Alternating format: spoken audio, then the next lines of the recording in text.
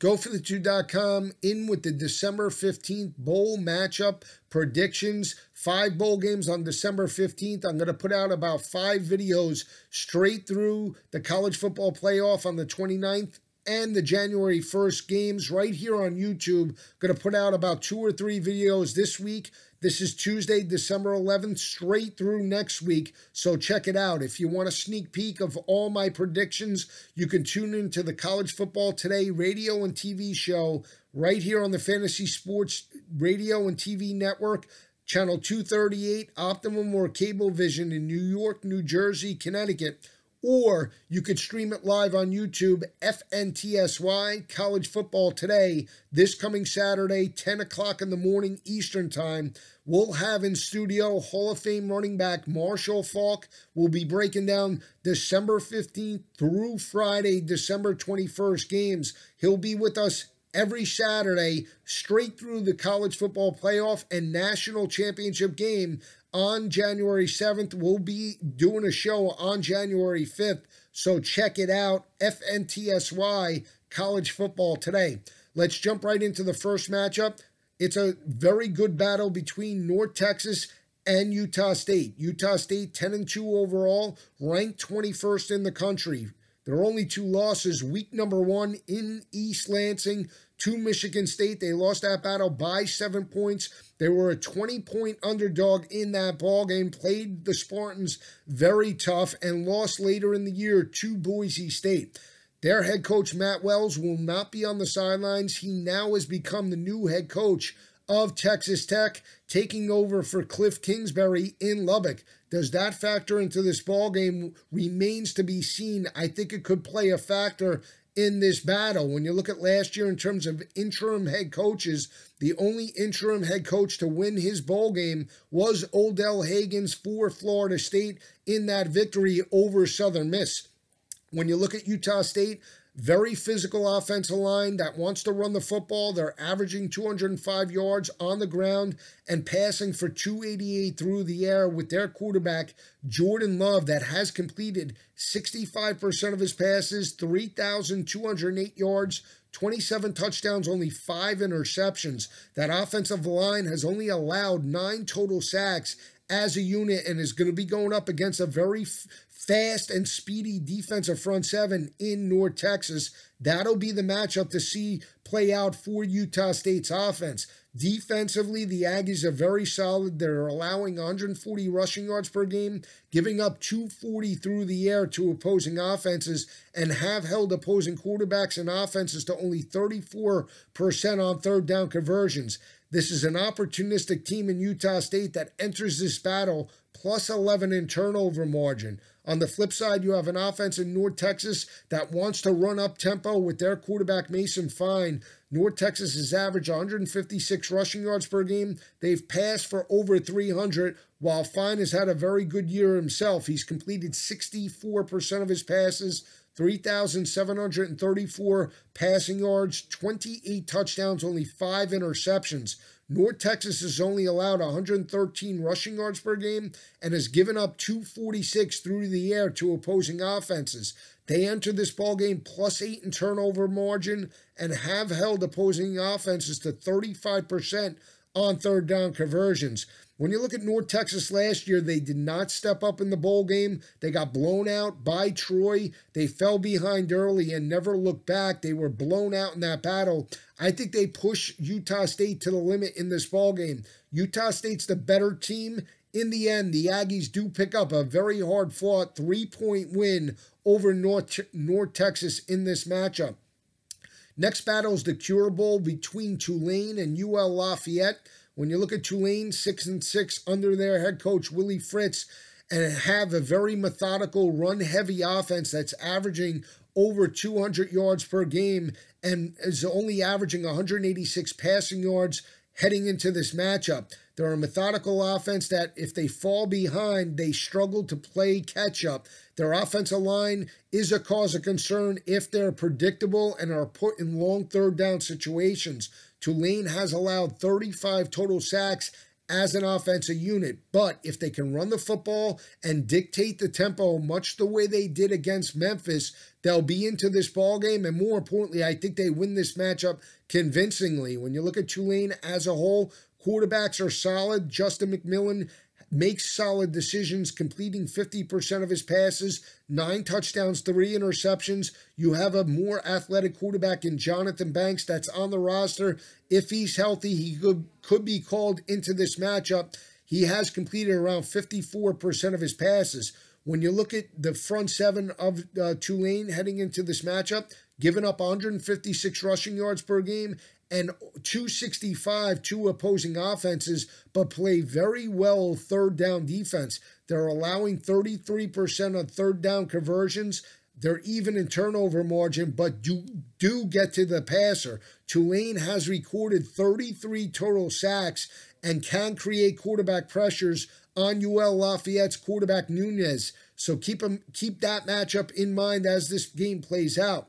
When you look at UL Lafayette, again, they're a balanced offense. They're averaging 229 on the ground, passing for 202 through the air with Nunez that has completed over 60% of his passes, 19 touchdowns, 12 interceptions. This is an offense that's averaging and converting over 40% of their third down attempts. But defensively is where I have concerns for UL Lafayette. Their front seven has given up 210 rushing yards per game. They're giving up 222 in the secondary to opposing quarterbacks, but they're allowing 45% on third down conversions, and that favors the offensive line for Tulane. UL Lafayette is -3 in turnover margin as well. I think the more physical team is the Green Wave, and I think they are able to run the football and win this ball game by anywhere from 10 to 17 points in this matchup. Keep in mind, this will be a business trip for Tulane and head coach Willie Fritz. They've done a fantastic job, and they'll look to dominate this ball game from start to finish. Another intriguing battle is the Las Vegas Bowl. It is Arizona State sitting at 7-5, and a team in Fresno State that only has 2 losses on the year. Fresno State, what can you say? They lost to Boise State and avenged that loss in the championship game on the road. When you look at Fresno State, an offense led by McMarion, their quarterback, that has completed over 60% of his passes, 25 touchdowns, 5 interceptions. He's passed for over 3,000 yards. And this is an offense that will run the football with Rivers. Fresno State averaging 140 rushing yards per game, passing for 272 through the air with their senior quarterback, McMarion. When you look at the offensive line as well for Fresno State, only giving up 12 total sacks as a matchup, and that's going to be going up against Arizona State's physical, fast defensive front that has recorded 29 total sacks as a defensive unit and has a very aggressive defensive coordinator in Danny Gonzalez. When you look at the front seven for Fresno State, they're giving up around 140 rushing yards per game, giving up only 196 passing yards to opposing offenses, and enter this battle plus 13 in turnover margin. But I think it's the speed of Arizona State heading into this matchup. When you look at Arizona State, they will be without their leading wide receiver, N'Keal Harry. He's moved on to the NFL draft, but I don't think it matters. I still think the speed of Arizona State, in terms of the running back, Eno Benjamin, this is an offense that's averaging 185 rushing yards per game, passing for over 240 with their quarterback, Manny Wilkins, that is a mobile quarterback that can make plays outside the pocket. When you look at Manny Wilkins, he's completed close to 68% of his passes, 19 touchdowns this year, has played very well.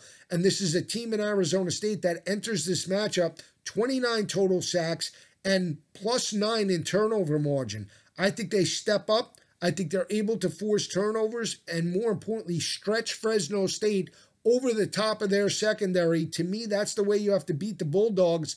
I think Arizona State still has the playmakers. They have a senior quarterback in Manny Wilkins. That's the difference. Arizona State does win a high-scoring 37-30 ball game over the Bulldogs in the Las Vegas Bowl. Another big battle is Eastern Michigan and Georgia Southern. Eastern Michigan has played very well this year. They knocked off Purdue on the road in West Lafayette, 21-19. They also went to San Diego and played toe-to-toe with a very blue-collar team in San Diego State. They lost that matchup by 3 after 3 straight road games to start the year. They have good quarterback play in Wiegers, and more importantly, Henry Glass. That is a solid quarterback that can put pressure on opposing defenses on the perimeter. Glass has 6 touchdowns. Wiegers has 11. He's a former Iowa transfer. This is going to be an offense in Eastern Michigan that wants to run the football and then work off of play action. But defensively is where I think Eastern Michigan can make some strides in this ballgame. I know they're allowing 196 rushing yards per game, but that secondary is still only giving up 160 passing yards to opposing quarterbacks. Georgia Southern's a run-heavy offense, averaging 261 on the ground, only passing for 82 yards through the air. But I still think that the front seven of Eastern Michigan is more physical, could disrupt the timing of running lanes of that Georgia Southern offense. And Eastern Michigan, more importantly, is plus 10 in turnover margin. That's the difference. I think Eastern Michigan does get anywhere from a 10 to 14-point victory in this ball game against Georgia Southern. Last ball game on the docket is App State without their head coach Scott Satterfield that has taken over for Bobby Petrino in Louisville. When you look at App State, 3-0 under Satterfield in bowl games. They knocked off Ohio and Toledo twice. Both of those matchups were very close ball games. Last year, they dominated the Rockets 34-0. This is a defense in App State that's given up around 190 passing yards per game, only 140 rushing yards per game. And that's the difference heading into this matchup. Actually, App State giving up 140 passing yards to opposing offenses and around 120 rushing yards per game. And they have a very solid quarterback in Zach Thomas. But you have Brent Stockstill that has completed 70% of his passes. This is a team in Middle Tennessee State that's still an up-tempo offense that can challenge App State's defense over the top of the secondary. When you look at Stockstill as a head coach, he's coaching his son. They're 2-4 in bowl games, but picked up this victory last year over a very physical team in Arkansas State. I think that's the same matchup that you'll see play out. The speed of Middle Tennessee State is the difference. Look for the Middle Tennessee State and Stockstill to run away with a 14-point win over App State this coming Saturday. Last game for Saturday night.